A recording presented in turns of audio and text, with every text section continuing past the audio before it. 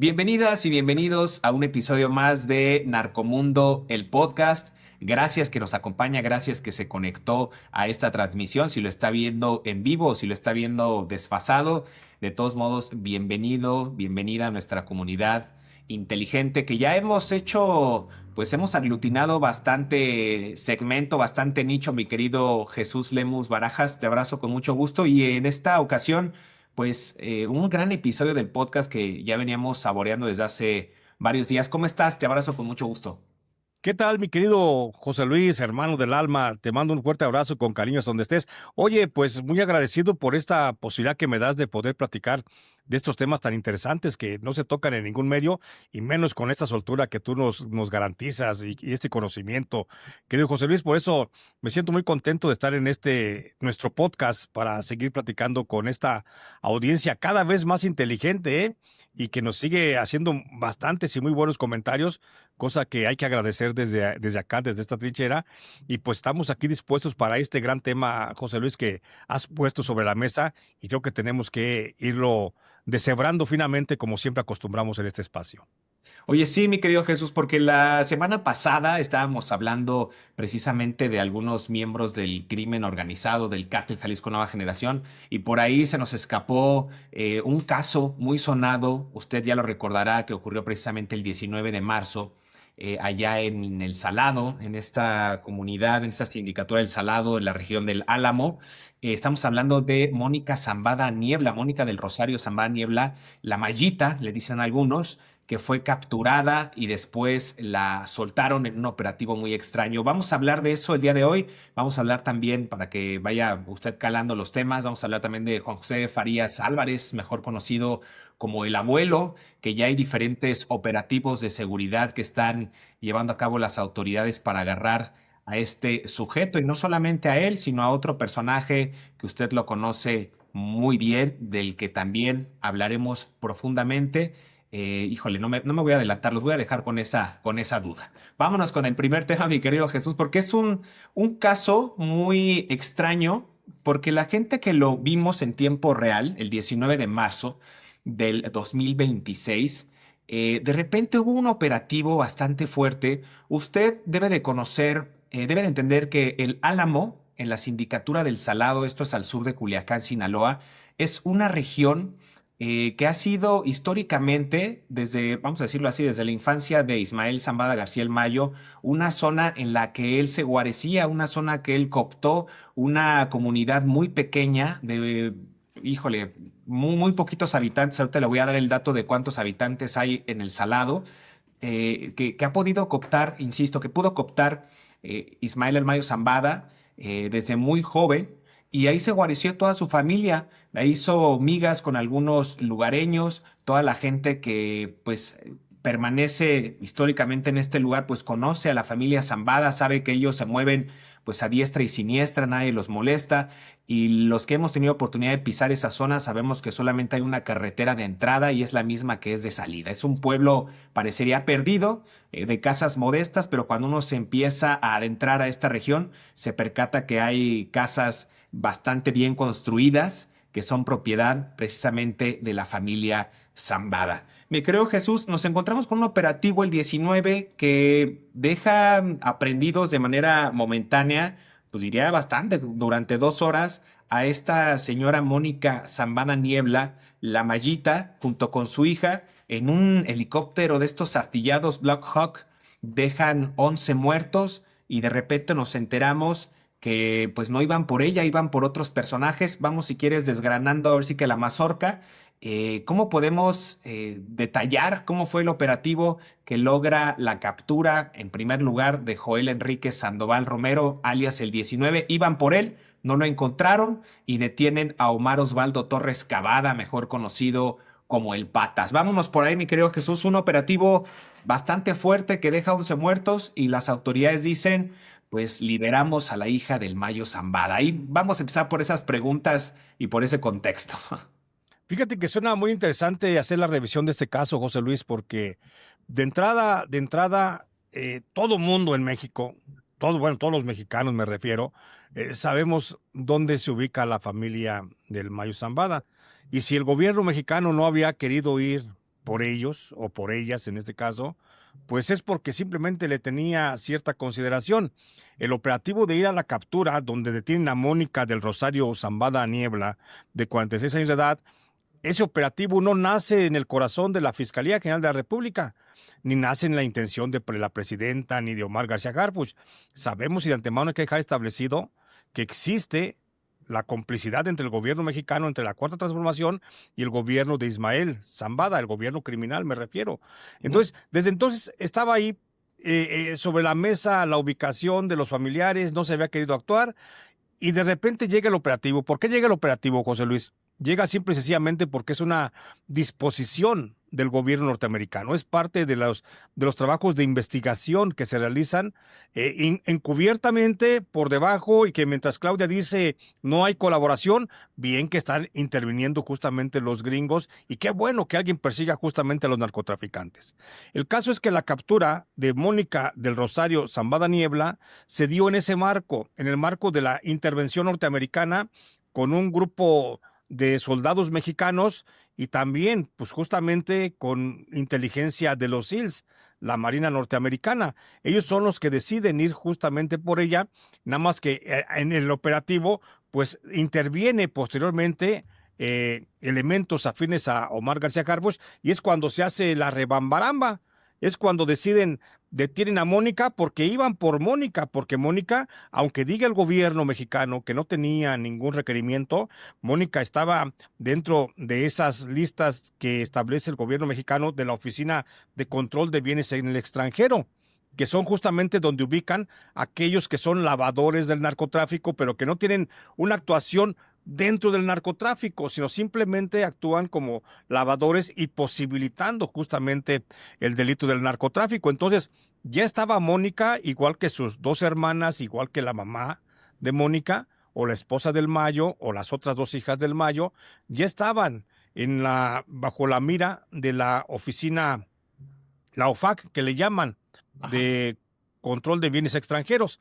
Ya estaban y es el gobierno norteamericano el que le exige al gobierno mexicano que vayan a la detención. Se da la detención y lo que nos cuenta luego el secretario de Seguridad Pública diciendo que la señora no tenía ninguna orden de aprehensión, pues ya queda como mucho en la fantasía, queda en parte de ese encubrimiento que hace el Estado mexicano hacia el cártel del Mayo Zambada. ¿Por qué? Si realmente no tuviera nada la señora, ¿qué iban a hacer en su búsqueda? ¿A qué iban? A su domicilio. Lo que pasa es que luego dicen que iban por una persona y terminan deteniendo al patas, a Omar Osvaldo Torres Cavada, de 39 años de edad. ¿Por qué? Porque justamente Omar Osvaldo Torres Cavada es el que se encargaba de la seguridad de las señoras, de las mujeres del Mayo Zambada, de la esposa y de sus 3 hijas.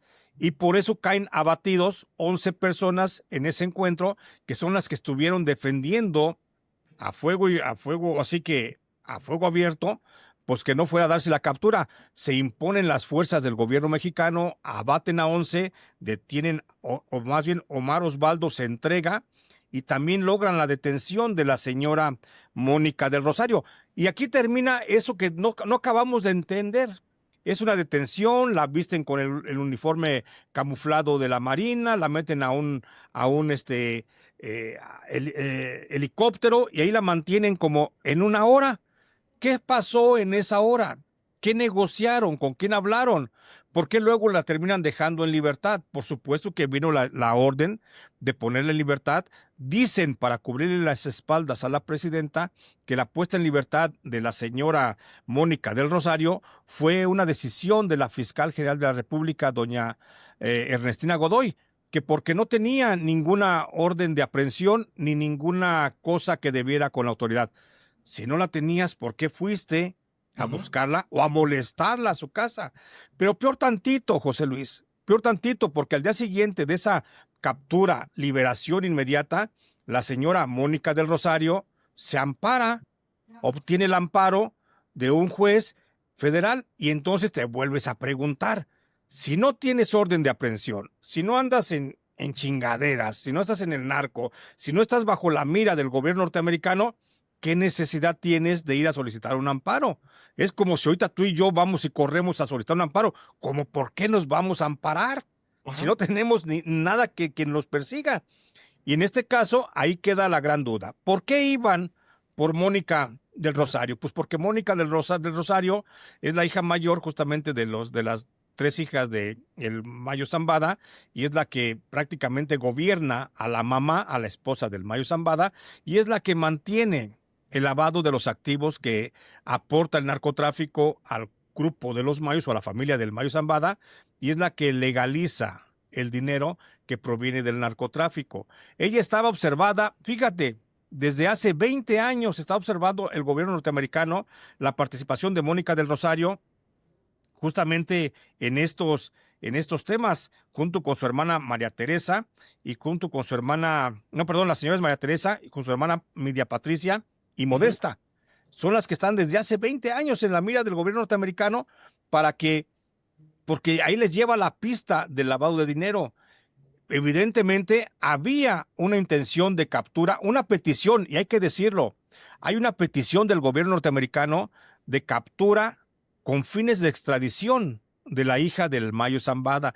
Por eso se hizo el operativo, por eso fueron con ella, pero después, entre que no, que sí, que el gobierno de Estados Unidos cede y termina por decir o por hacer lo que dice la presidenta de México, que no molesten a la señora Mónica del Rosario, que la dejen en su lugar junto con su hija, que se retiren las fuerzas federales y se llevan como premio de, pues de consolación la detención de Omar Osvaldo Torres Cavada, que si bien es cierto, no iban por él era el encargado de la seguridad, lo detienen en el acto y se lo llevan. Y este Torres Cavada, pues próximamente será llevado a Estados Unidos para ver si Estados Unidos, para ver si el gobierno norteamericano puede negociar de alguna forma con él para que se convierta en el testigo que va a incriminar justamente al Mayo Zambada, en caso de que el Mayo Zambada no termine cediendo ante Estados Unidos y convirtiéndose en testigo protegido. Es lo que podemos entrar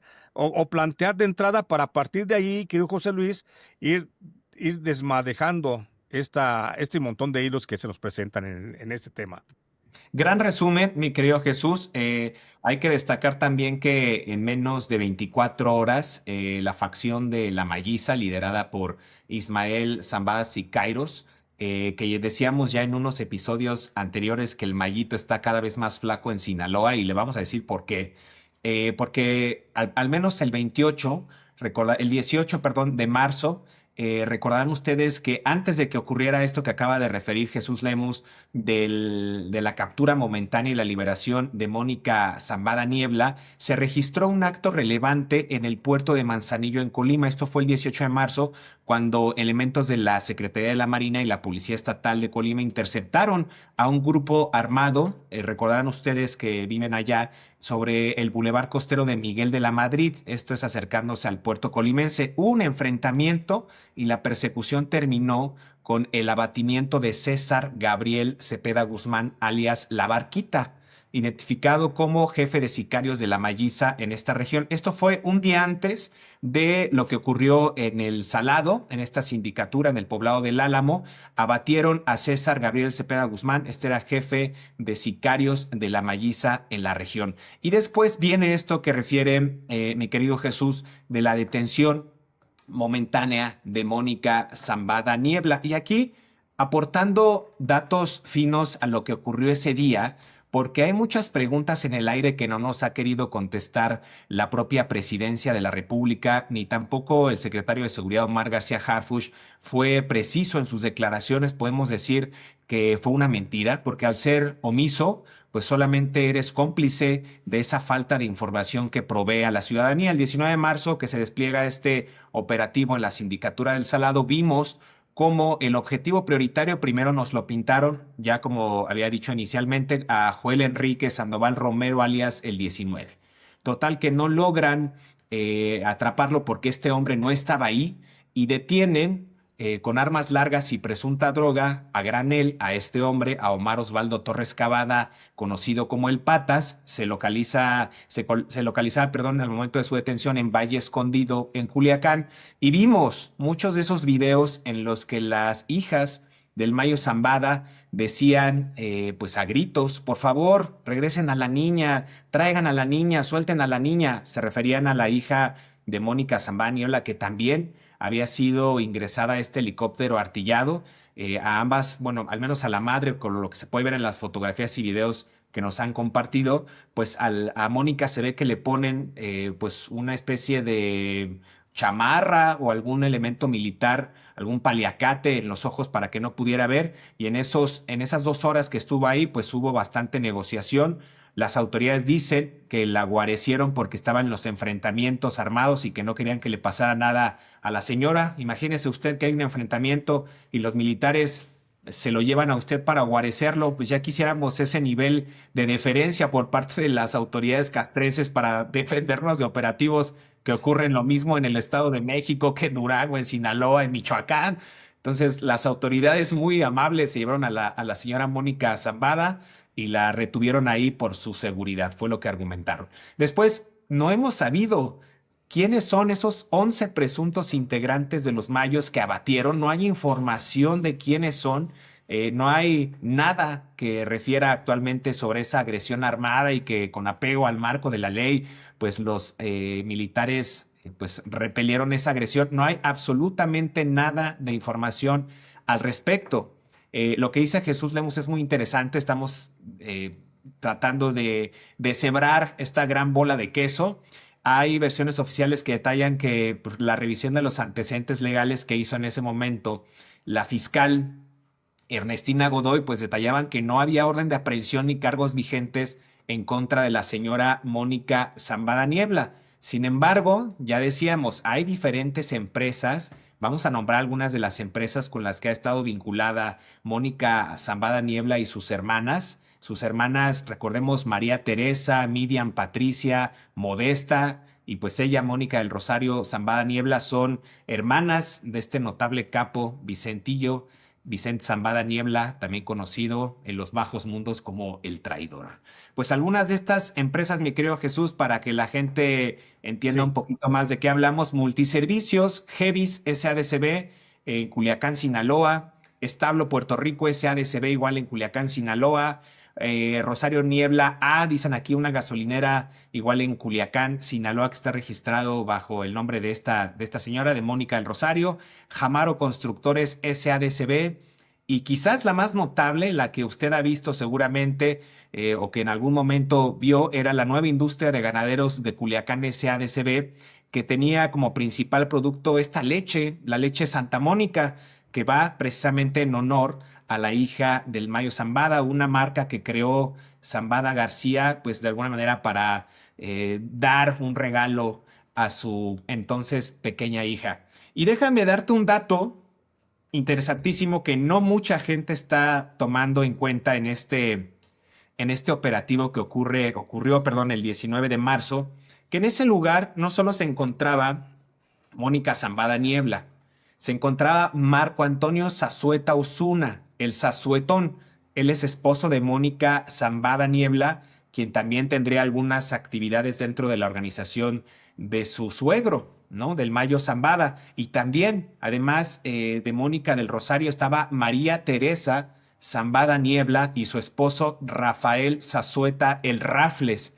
Estos también estuvieron en esta zona, y lo que les decía al principio, en el Álamo, en la sindicatura del Salado, para quien no lo quiera ver, ahí vive toda la familia Zambada, como en Jesús María vivía Ovidio Guzmán López, que ya hice yo una crónica ahí deliciosa de cómo viví yo mi llegada al rancho del Ratón hace algunos años en mi libro Los Chapitos. Ahí vivía la señora Griselda López junto con algunas de sus otras hijas, Grisel. Y bueno, ahí estaba también en su casa bastante modesta la que invitaba a Julio César Chávez Jr. y a Néstor Isidro Pérez Salas, el Nini, pues Ovidio Guzmán López. En este operativo, para dar, ahora sí ya no me quiero apropiar de la palabra, mi querido Jesús, pero iban por una persona en específico. Sabemos ya, confirmado, con fuentes al interior de estas organizaciones, que iban por un hombre, por el nieto favorito del Mayo Zambada. Me refiero a Jesús Gabriel González Zambada el Pato.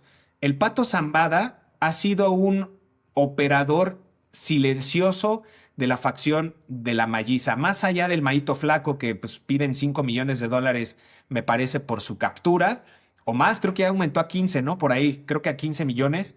El que estaban buscando era Jesús Gabriel González Zambada, el Pato, que mientras se llevaba el operativo a cabo, él estaba aparentemente en Europa, mi querido Jesús, andaba disfrutando del lujo que da el Coliseo Romano, la Torre de Pisa allá en Italia, e inclusive hospedado en el hotel lujoso Burj Al Arab allá en Dubái. Nada más ahí para que lo chequen. Este hombre, el Pato Zambada, dándose un rol mientras las autoridades andaban echando balazos en la sindicatura del Salado.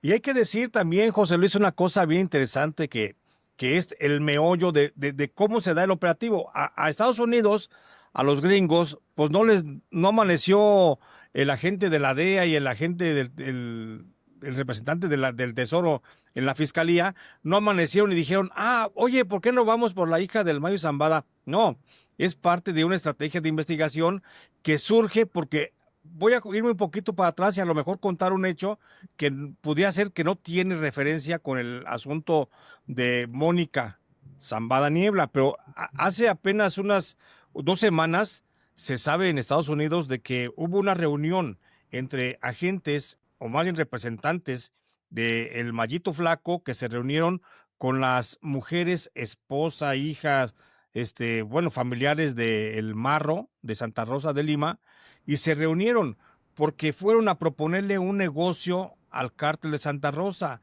Le pidieron participación en el robo, en el saqueo de los ductos de Pemex allá entre Guanajuato y entre Puebla, que es donde opera el cártel de Santa Rosa de Lima, a cambio de darle esa protección. Tú recordarás que desde hace tiempo el Marro, Antonio Yepes Ortiz, el Marro, había estado incluso hablando públicamente sobre invitando a una alianza al cártel de los Mayos cuando estaba en una confrontación abierta con la gente del noreste.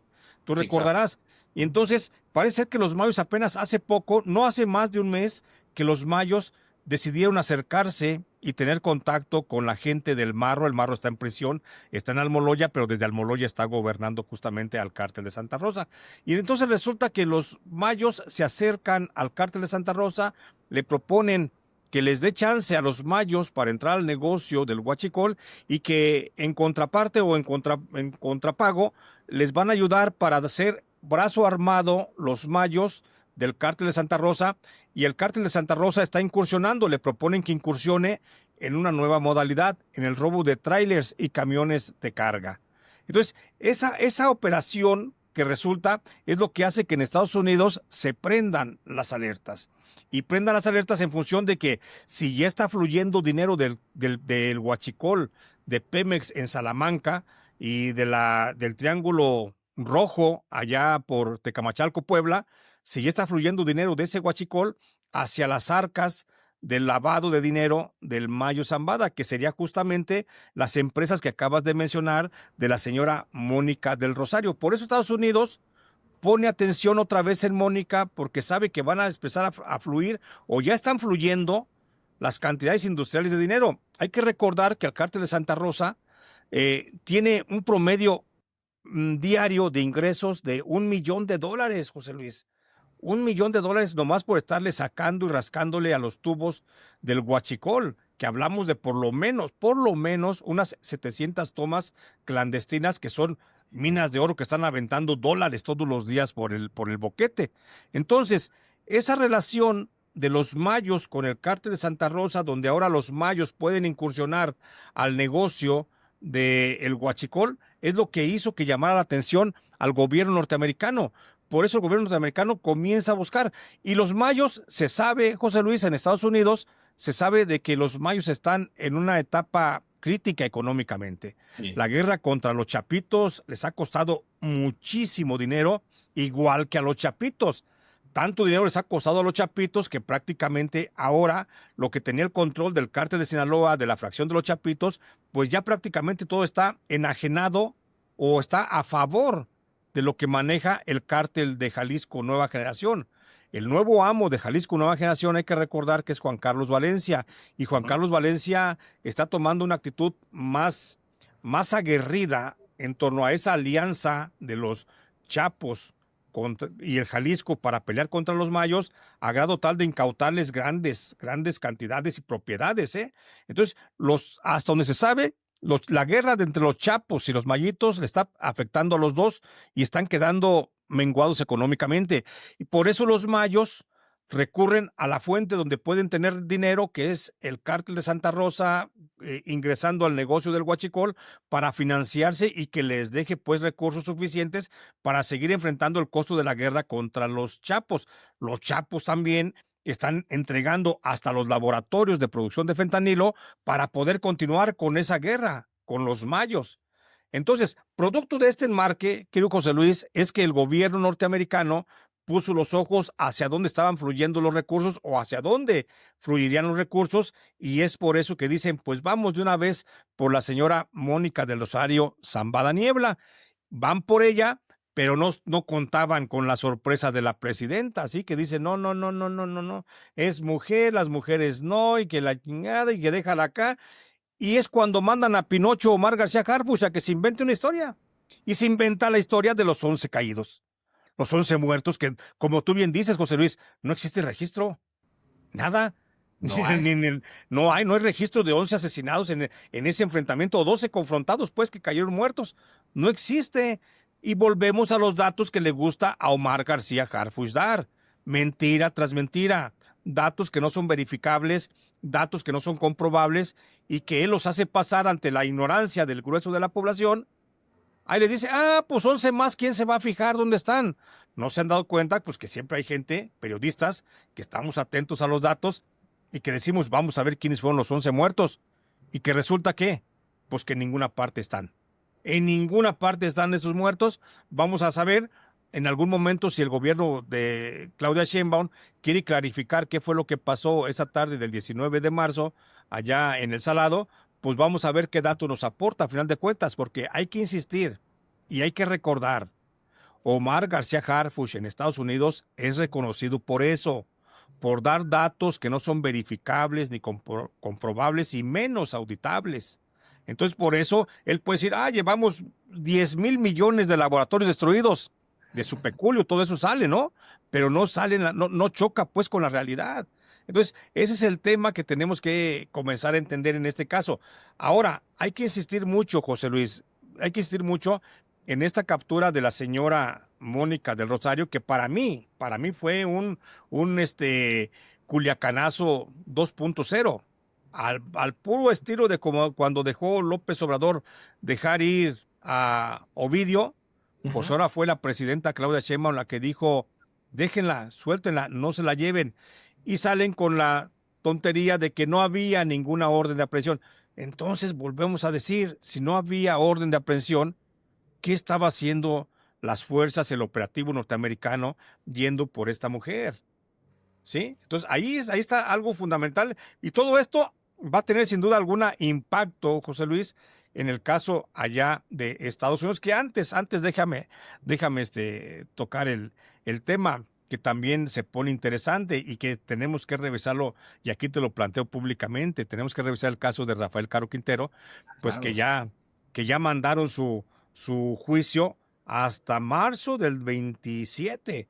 Se aventó un año, pero va a haber una audiencia intermedia a principios de junio, donde Rafael Caro Quintero le están ofreciendo la posibilidad de que se declare pues culpable y que se aviente como testigo protegido, pero conociendo a Rafael Caro Quintero, no creo que sea testigo protegido nunca de los gringos, ¿eh?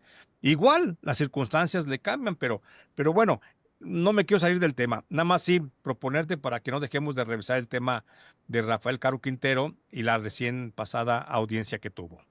Totalmente, creo que va a ser un episodio de revisión porque, digo, tú tuviste la oportunidad de conocerlo pues, a la mala cuando te encarcelaron injustamente en el penal de Puente Grande en Jalisco. Tuviste oportunidad de platicar con este señor, presuntamente el autor del asesinato, vamos a decir, del secuestro, tortura y asesinato del agente de la DEA, Enrique Camarena Salazar. Ya lo hablaremos ampliamente, mi querido Jesús. Y nada más quiero retomar algo que tú dijiste que es muy importante respecto al caso de Mónica del Rosario Zambada Niebla. Efectivamente, creo que Sí fue el culiacanazo de la presidenta. Evidentemente no sitiaron la ciudad como lo hicieron los chapitos en Culiacán, cuando en ese llamado Jueves Negro en el 2019, pues se lleva la autoridad a Ovidio Guzmán López y después por orden presidencial de Andrés Manuel López Obrador, dijo que lo soltó para evitar un derramamiento de sangre. Aquí no fue tan evidente la acción de la presidenta ni tampoco fue tan mediática porque pues fue muy controlado. La zona es de difícil acceso y pues sabiendo que la controlan en su totalidad la familia Zambada, pues no hubo un gran despliegue mediático al respecto. Yo sigo pensando en lo que dices también de los 11 integrantes armados supuestamente abatidos. Yo no he visto en redes sociales que es común ver pues este despliegue tan oneroso a veces, tan de despilfarro en los actos fúnebres de algunos integrantes del narcotráfico. No he visto grandes coronas de flores, no he visto arreglos en algunos de los panteones de allá de Sinaloa. Es decir, no se han hecho públicas estas imágenes de falleció fulanito o sutanito en el Álamo para defender a la señora Mónica Zambada. No he visto las condolencias de la familia Zambada a estos 11 supuestos integrantes abatidos. Es decir, a lo que voy es que me parece una farsa. No ha habido datos concretos, la autoridad no ha querido revelar quiénes fueron estos presuntos hombres abatidos. Yo voy a insistir, Jesús Gabriel González Zambada era el objetivo y hay algo muy claro aquí, también que ya aquí lo mencionamos y nos tacharon de locos, mi querido Jesús,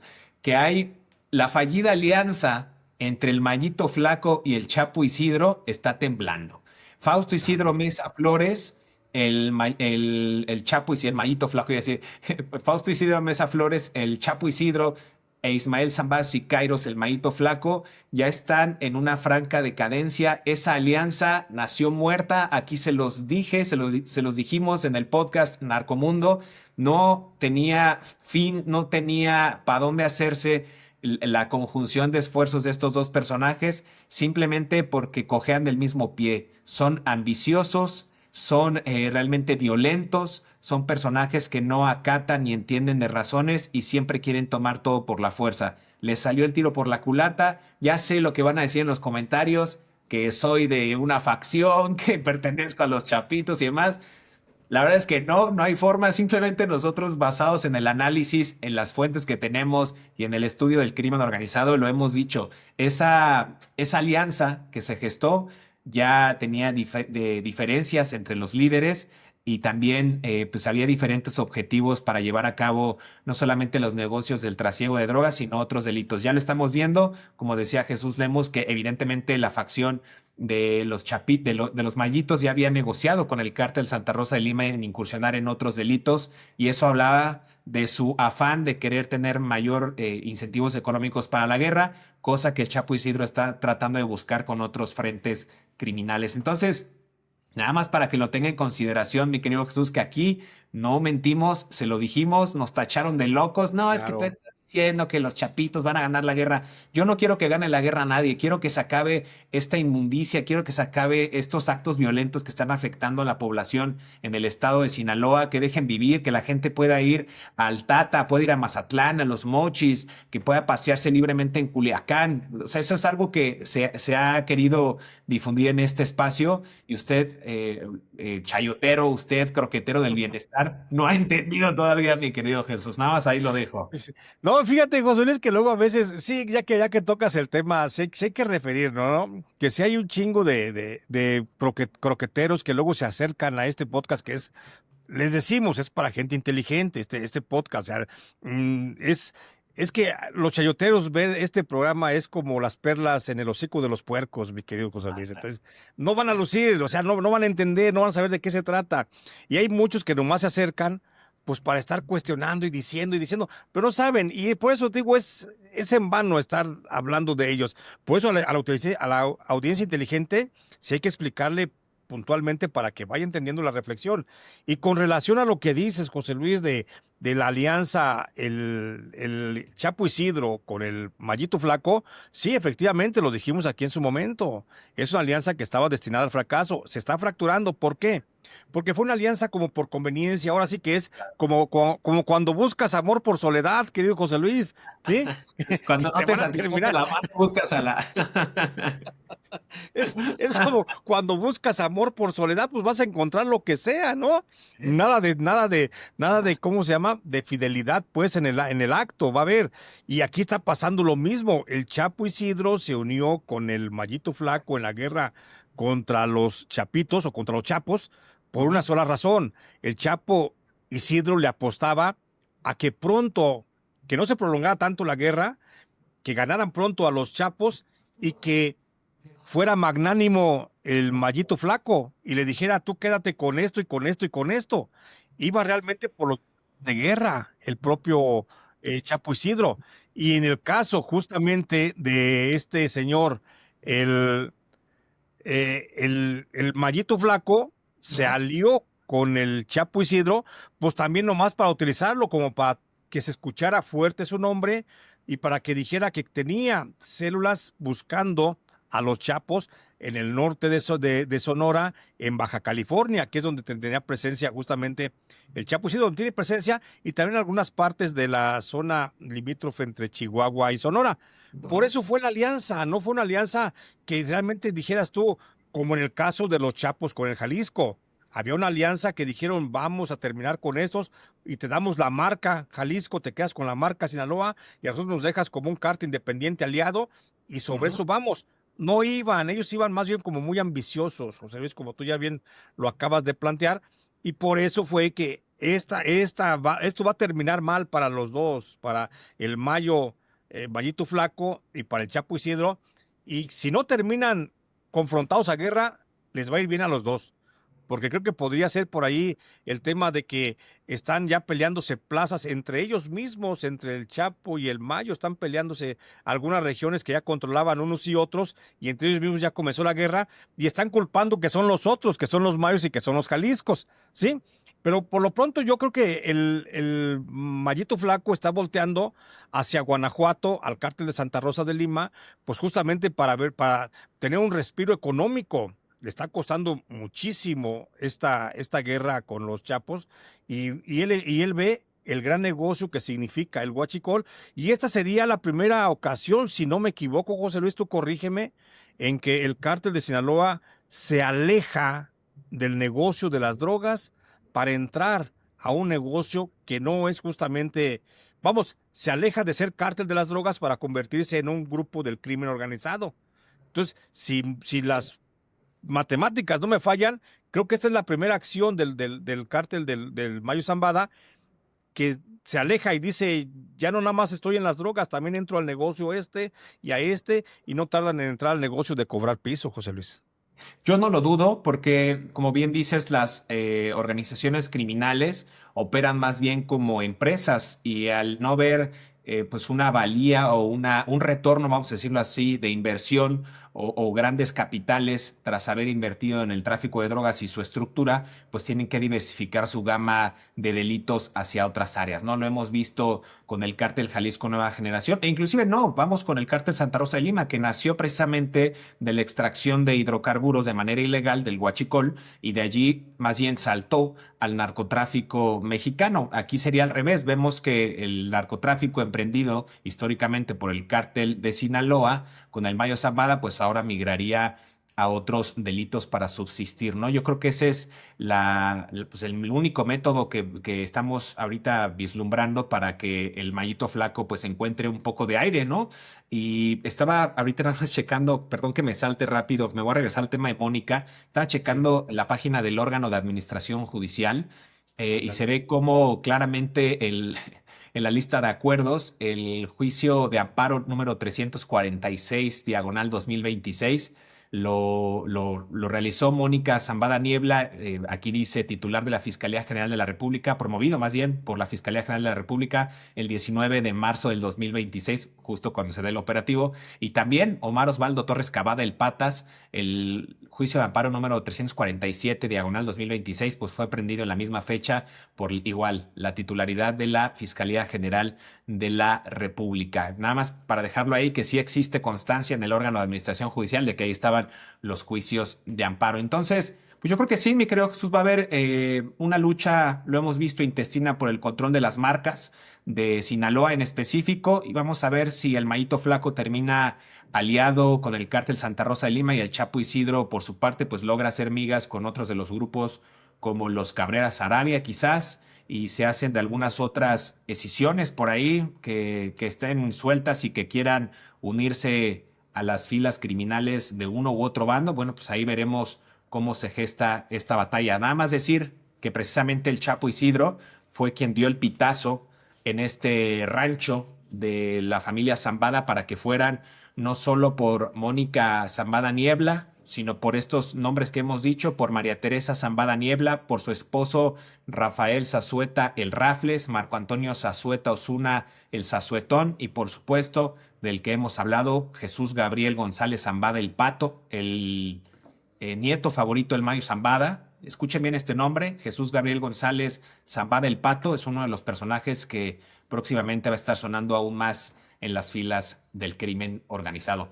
Si no tienes algo más que agregar, mi querido Jesús, para Sí. el otro tema, tú dime. No, yo nada más agregaría esto para ir cerrando, porque también, ahora, para entender un poquito la desesperación que está, la que están cayendo también los mayos, es justamente de que también ya no están teniendo, ya significa más bien un peso, más que una alianza, el acercarse con el cártel de Caborca. El cártel de Caborca también ya le está representando a los mayos un costo bastante elevado. Estaban corriendo los mayos con el pago de algunas células para combatir a los chapos, células de Caborca. Y Caborca ha venido en desgracia desde que ya no está al frente de la organización Gil Caro Quintero, desde que fue detenido en Texas, desde que fue entregado para la autoridad, alguien lo puso en Estados Unidos porque extrañamente lo detuvieron. El cártel de Caborca, el de los sobrinos de Rafael Caro Quintero, ha venido en decadencia y ahorita existen realmente porque son parte de la alianza con los mayos en la guerra contra los chapos. Si no fuera por esa alianza, yo creo que el cártel de Caborca hubiese ya ganado unas células para un lado, otras para otro, ya se hubiese desintegrado, escindido en varias partes seguramente. Y entonces, ¿por qué se mantiene unido? Se mantiene unido justamente por el pago que siguen haciendo los mayos al cártel de Caborca, porque ya Caborca, al parecer, ya no está en el tráfico de las drogas, sigue estando en otras actividades delictivas, secuestro, sicariato, cobro de piso, extorsión, etcétera, pero ya no está en el tráfico de las drogas el cártel de Caborca. Y entonces hablamos de que posiblemente esa sea una de las razones también por las que los mayos buscaron al cártel de Santa Rosa para meterse al negocio del huachicol, poder financiarse bien, sanear sus finanzas y poder seguir manteniendo esa alianza que le cuesta mucho con el cártel de Caborca. Y en pocas palabras, José Luis, los mayos mantienen ahí con mucho trabajo económico a Caborca, están distanciándose del cártel del Chapo Isidro y pues prácticamente se han aliado ahora con el cártel de Santa Rosa en aras de mantener un auxilio financiero. Esto evidentemente significa una cosa, que cada vez se está poniendo menos atención en la guerra contra los chapos. Y los chapos pareciera que también como que va a ser una de esas guerras como que la van a terminar ganando como por olvido. Como que van a decir, ay, oye, creo que estábamos en guerra con los mayos y los chapos estábamos en guerra con aquellos.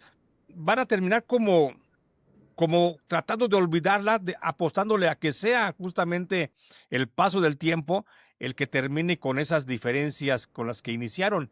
Por lo pronto, José Luis, hay que hacer mucho hincapié que los mayos están buscando fortalecerse con el huachicol y que por eso Estados Unidos volteó a ver a la señora Mónica del Rosario y por eso dijo, vamos por ella, aunque la presidenta dijo, no te llevas a nadie, vamos a ver qué pasa con este caso.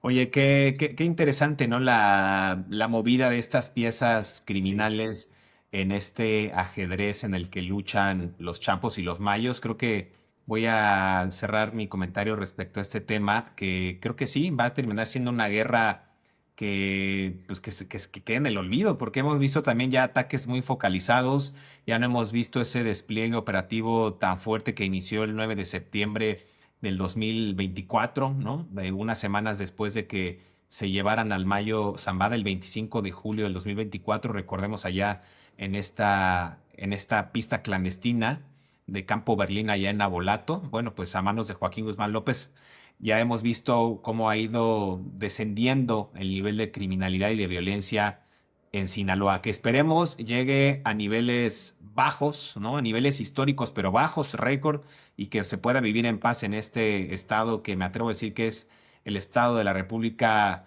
más bello, el que me fascina a mí por muchas razones, ¿no? Pero bueno, no vamos a hablar aquí de mis, de mis filias ni de mis fobias.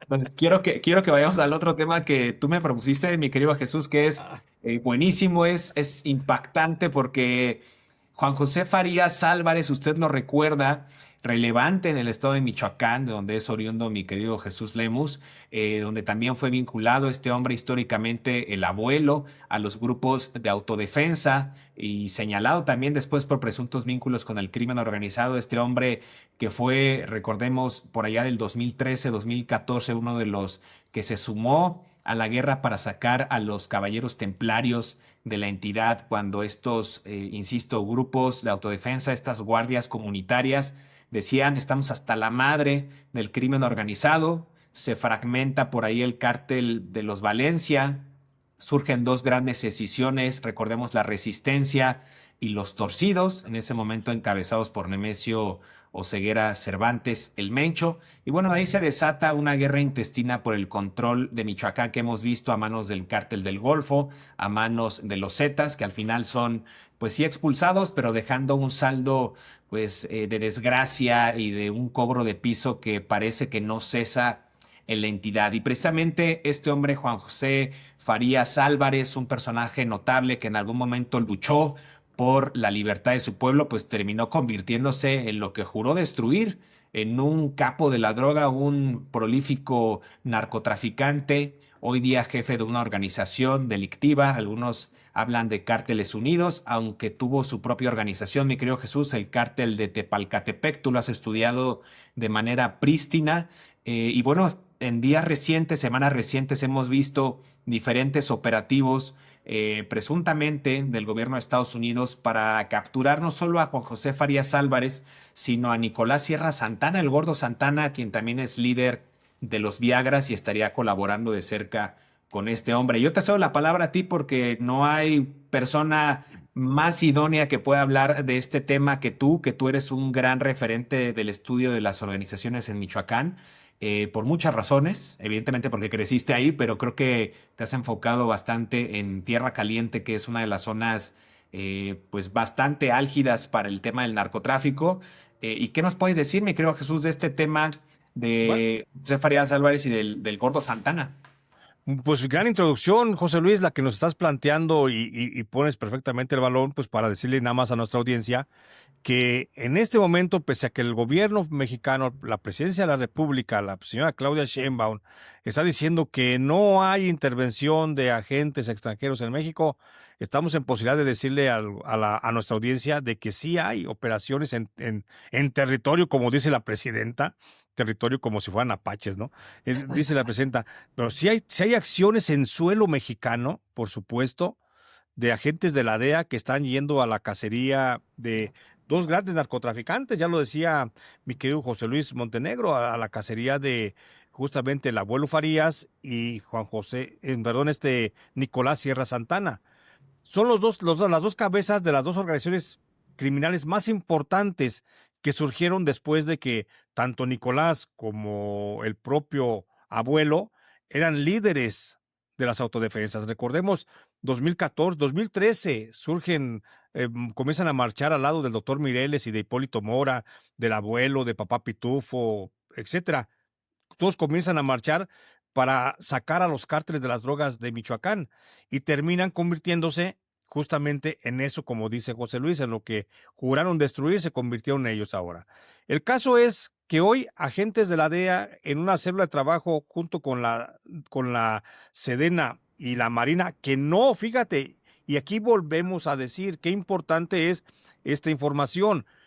Células, o más bien operativos de la DEA, junto con operativos de Marina y del Ejército, están yendo a la cacería del abuelo Farías, jefe de los Cárteles Unidos, o en su momento el cártel de Tepalcatepec, y del abuelo, perdón, y de Nicolás Sierra Santana, jefe del cártel de los Viagra.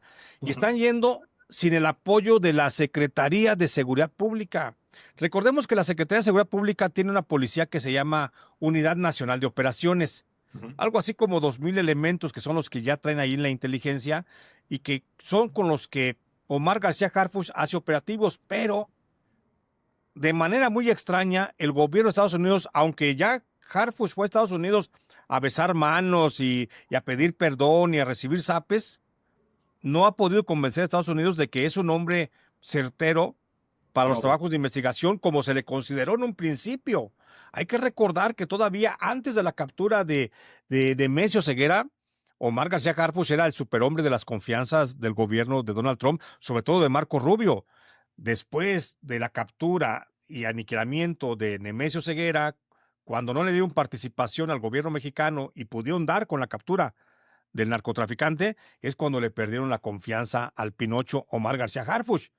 Y el Omar García Harfuch desde entonces no ve la de él y se siente completamente humillado y la presidenta está humillada porque hay soldados y hay marinos con lealtad a la patria que están apoyados por el ejército norteamericano, agentes de la DEA, de la ATF y del ICE, que están haciendo trabajo, mi querido José Luis, en campo, en suelo mexicano, yendo a la cacería de estos dos narcotraficantes.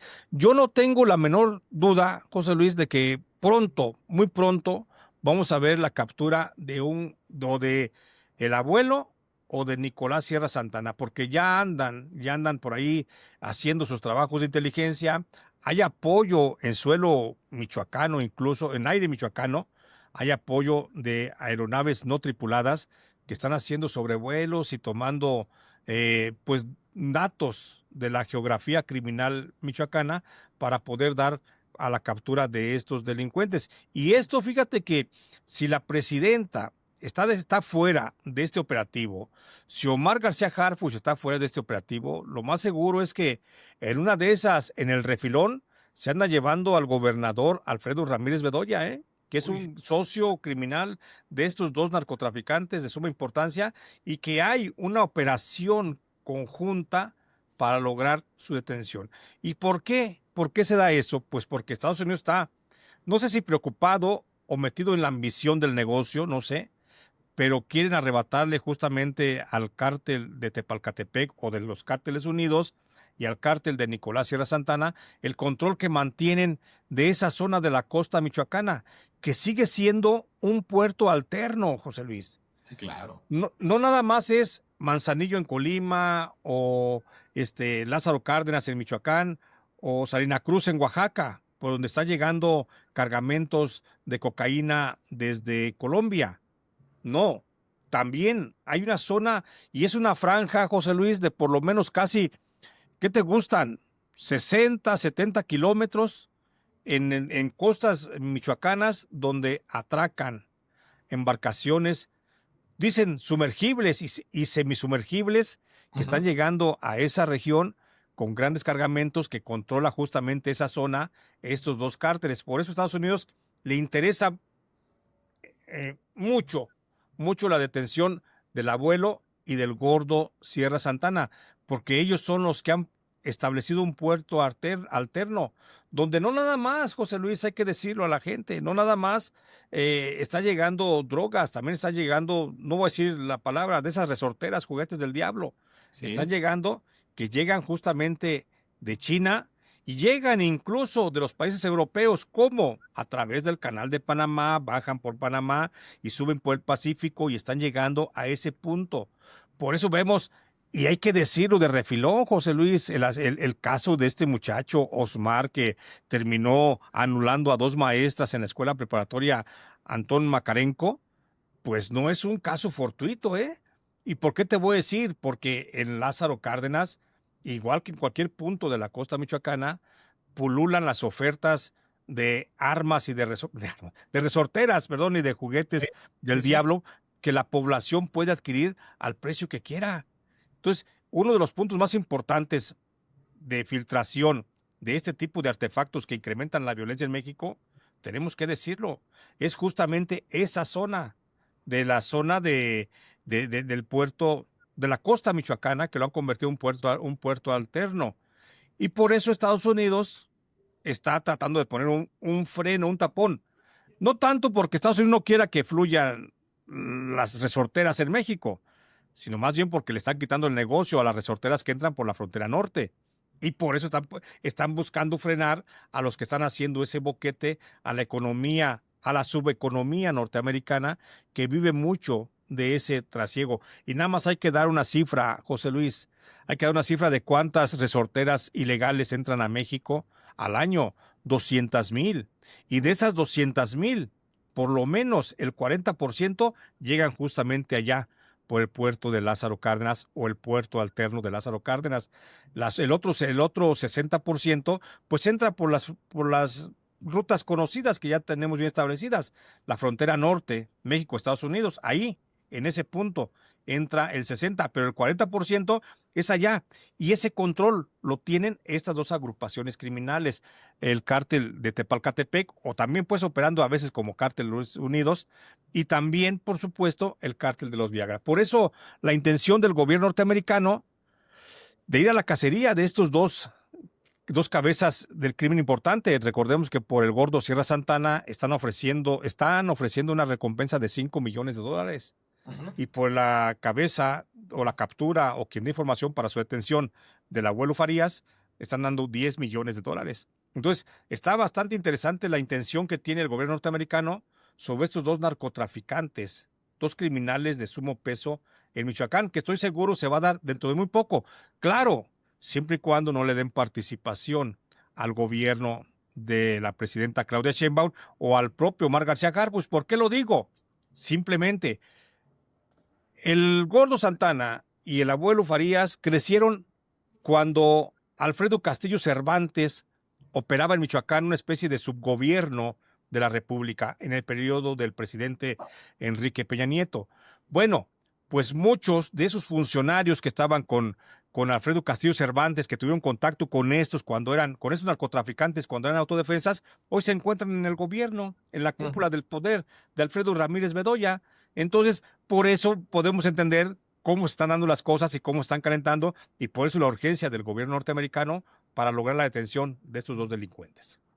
Oye, pues no tengo mucho que agregar más que decir que estas recompensas que bien refieres tú del gobierno de Estados Unidos están enmarcadas en un comunicado el 14 de agosto del 2025 del Departamento de Estado de Estados Unidos, donde exactamente anuncian en el marco del programa de recompensas contra narcóticos los 10 millones para el abuelo, 5 millones para el gordo Santana. Y agregan a otros tres personajes: Alfonso Fernández Magallón, alias El Poncho, igual 5 millones de dólares por información que conduzca a su arresto y condena; Luis Enrique Barragán Chávez, alias el R5 Huicho, hasta 3 millones de dólares; y Edgar Orozco Cavadas, alias el Camoni, hasta 3 millones de dólares.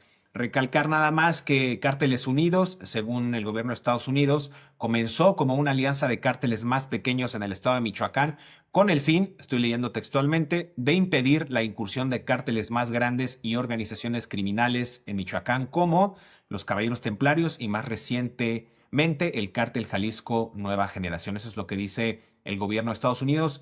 Un total de 26 millones de dólares por todos estos maleantes que acabamos de mencionar, que, insisto, que conduzcan al arresto y condena de los líderes de la organización ya considerada al día de hoy, mi querido Jesús, como una organización terrorista extranjera, los Cárteles Unidos. Y nada más para dar un remate, recordarle al auditorio que tanto Cárteles Unidos como los Viagras han sido estos grupos criminales, incluidos también los Blancos de Troya, en su momento liderados por César Alejandro Sepúlveda Arellano, el Botox, que han sido, insisto, históricamente los que han cobrado piso, los que cobran rentas a los limoneros, los que se han visto también envueltos en los asesinatos de líderes citrícolas como Bernardo Bravo, algunos de ellos también vinculados al caso de Carlos Manso, el alcalde de Uruapan, asesinado en estas tierras michoacanas. Bueno, pues estos grupos operan con ahínco, operan con lujo de violencia, amenazando a la población. Lo mismo cobran a los aguacateros, que a los limoneros, que a los que venden pollo, a los ganaderos, a los que matan una cabeza de ganado, a los que transportan no solamente electrolitos, sino cerveza. Lo hemos dicho aquí, hemos presentado las tarjetas informativas del Centro Nacional de Inteligencia para que luego no nos salgan con la mamada de y los datos y presenta tu denuncia. Ahí están los informes. Nosotros no tenemos la obligación de denunciar, simplemente de presentar con datos fehacientes, no con inteligencia artificial ni nada, sino datos precisos que digan dónde están estos personajes y cuál ha sido su grado de influencia. Y justamente ya para cerrar, mi querido Jesús, con estos informes de inteligencia, fíjate que hay unos desde el 2019, 2020, donde ya marcaban, te voy a compartir este documento porque nos va a servir para el futuro, para diferentes investigaciones periodísticas, un documento del Centro Nacional de Fusión de Inteligencia, donde ya había fichas específicas de Juan José Farías Álvarez, el abuelo, y decían con lujo de detalle las propiedades que él tenía desde el rancho El Aviador, ubicado en el tramo de la carretera federal Los Olivos, en Tepalcatepec, Michoacán, hasta un Salón Plaza, antes Salón Caribe, en la avenida Comisión Tepalcatepec Centro.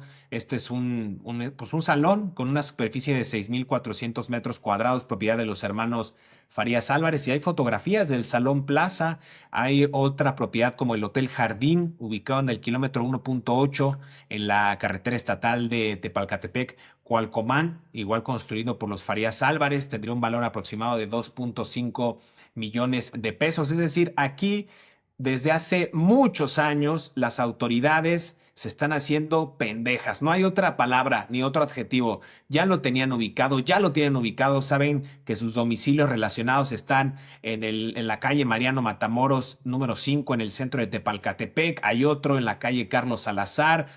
Hay otro más en la calle Salvador Díaz Mirón. Es decir, están todos los datos precisos, tienen mapeada a toda la familia, a los primos, a los tíos, a los abuelos, e inclusive a los padres, tienen los números de teléfono. ¿Y qué carajos han hecho? No han hecho nada.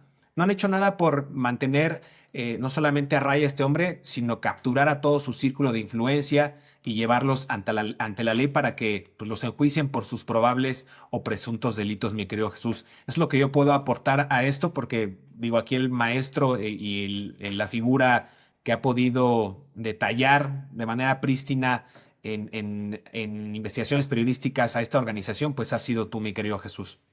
Y vaya que sí, José Luis, vaya lo que comentas con relación a estos datos que nos aportas. Estamos viendo un grado de criminalidad como no se ha visto en Michoacán y sobre todo un grado de impunidad. Y recordemos simplemente lo que dijo en su momento el Botox cuando fue detenido el jefe del cártel de los Blancos de Troya. Recordemos que él dijo que él le pagaba $2 millones a la Fiscalía General de la República por mantenerse en libertad. Entonces, si el gobierno norteamericano está ofreciendo $5 millones, ellos pueden ofrecer 3, 2 o 1 a las fiscalías estatal o a las Fiscalías General de la República y sin mayor problema van a seguir en libertad. Ojalá que pronto haya una resolución a estos temas de investigación que están llevando a cabo por parte de agentes de Estados Unidos en colaboración con agentes mexicanos y que se pueda quitar a estos agentes del mal de las calles. Pues con eso nos despedimos, mi querido Jesús. Ojalá Michoacán fuera otro cantar, ojalá Sinaloa fuera otro cantar, Durango, el Estado de México, Baja California, cualquier estado que usted diga o en el que usted viva, siempre ha habido lamentablemente un grado de criminalidad supremo por estos niveles de impunidad también a los que nos enfrentamos por estas autoridades que de repente dicen, lo capturamos, pero no tenía orden de aprehensión, pero es que fuimos tras él y chin, se nos escapó, puta. Ya ni siquiera en estos shows de antes de los polivoces eran tan burdos y tan sosos en sus formas de hacer reír a la gente, ¿no? Pero bueno, así el gobierno de México, mi querido Jesús. Te mando un gran abrazo. Te mando un abrazo, querido José Luis, estoy pendiente para la que sigue. Gracias, hasta luego. Gracias y también, pues evidentemente agradecerle a usted que nos sintoniza, que es quien hace posible este esfuerzo informativo. No olvide suscribirse aquí al canal. Recuerde que también estos episodios están en el canal de mi querido Jesús Lemus Barajas. Vaya a buscarlo también, suscríbase y active la campana en ambos canales para que les llegue la notificación de nuevos videos. Comente en total libertad y si usted es un chayotero o un croquetero del bienestar, pase a la siguiente ventanilla que aquí no es. Te mando un gran abrazo, mi querido Jesús, que estés bien. Gracias, hasta luego.